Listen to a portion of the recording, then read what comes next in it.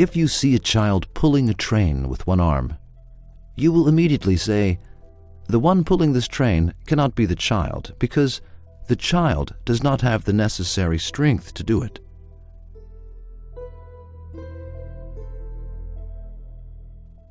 In that case, there must be some other strength that I cannot see, and this child is only a curtain of that strength. The thing that causes you to think like that is the imbalance between the cause and effect.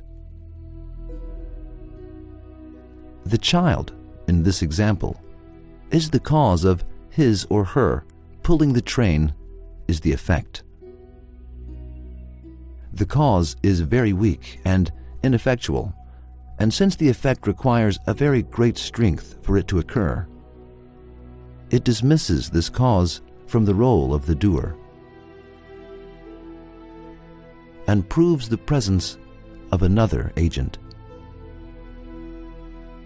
Even if you do not see the possessor of this strength, you will not doubt its presence, because its performance is right before your eyes. Are there not more fascinating works that take place in this universe?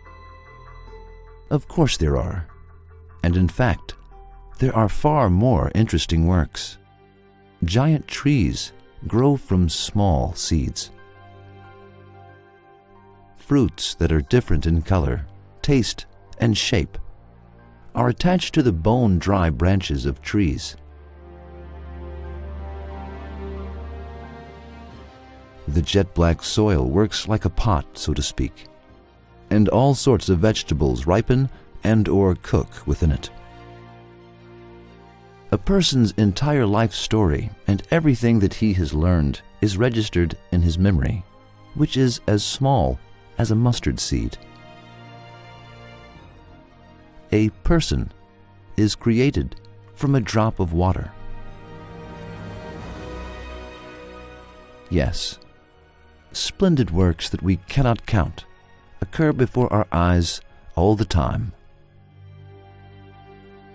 while the causes that generate results are very ordinary, weak, simple, lifeless, and poor. The results that occur from these causes are very ingenious, sapient, and valuable. This condition proves that these causes do not create these effects. On the contrary, God Almighty performs these works. The causes are only a curtain to His power.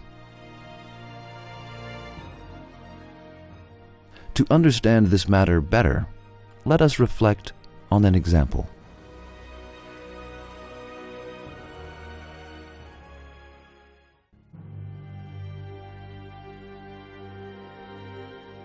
The golden plover bird, which is 200 grams, migrates 4,000 kilometers from Alaska to Hawaï every year.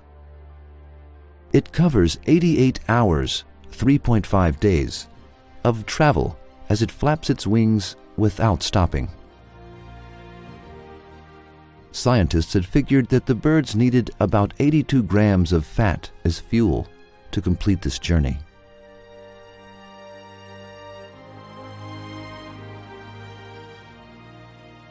However, the golden plover has only 70 grams of fat as fuel. Despite this, no golden plover falls into the ocean when its fuel is exhausted. What could its secret be? Golden plover birds arrange themselves by flying in a V shape as a flock. This way of flying lessens the resistance of air and saves the birds 23% of energy. In this situation, 6 to 7 grams of additional fat will remain once the birds land on the ground. The remaining fat is reserved as backup fuel in case winds blow from the opposite direction. Now, let us make a comparison. While a golden plover bird burns 70 grams of fat when flying 4,000 kilometers, a Boeing 737-800 needs more than 16 tons of fuel to be able to fly the same distance. Since this plane has the capacity to burn 14.2 tons of fuel, it cannot accomplish this type of flight without refueling.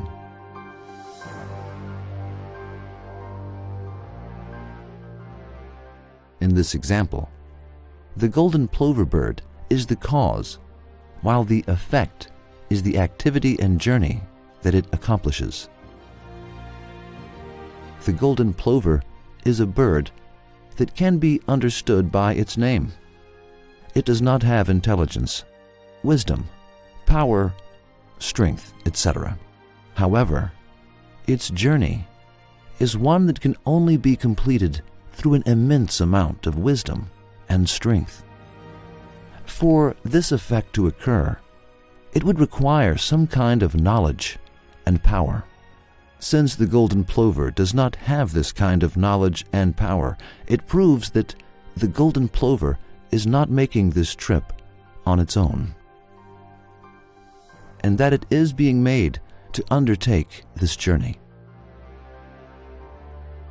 If you do not accept that the golden plover makes this journey with God's help and grace, then answer the following questions, and we will see your answers.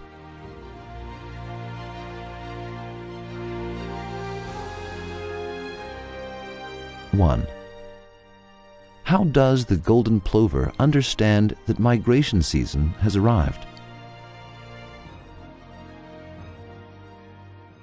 2, if there were not signboards on the road, then we could never find our way. In fact, we would get lost despite having followed the signboards and having used maps. Yet, the aforementioned bird is never lost. Which signboards does it follow to find its way? 3, the bird flapping its wings non-stop for 88 hours is a task that requires immense strength. Marathon runners, who are the most enduring of the people, can only run 40 to 50 kilometers at most. How did this bird attain a durable body on its own? 4, who stored the 70 grams of fat that is necessary for travel in the bird's body? 5, who taught them to fly in a V shape so they could break down the wind's impact? 6, an airplane designed by humans cannot even be compared to the golden plover bird. The plane has an engineer. Then, is the golden plover an act of coincidence? 7, the journey that a golden plover undergoes with 70 grams of fat is also accomplished by the awesome airplanes of civilization, yet they burn 16 tons of fuel. In that case, we can say that the craftsman of this bird is infinitely sapient and economical. Can you show another artist other than God as being the possessor of sapience and savings? Now, reflect on the imbalance between cause and effect. In your reflection, you can look at these events. A cloud is the cause and the rain is the effect.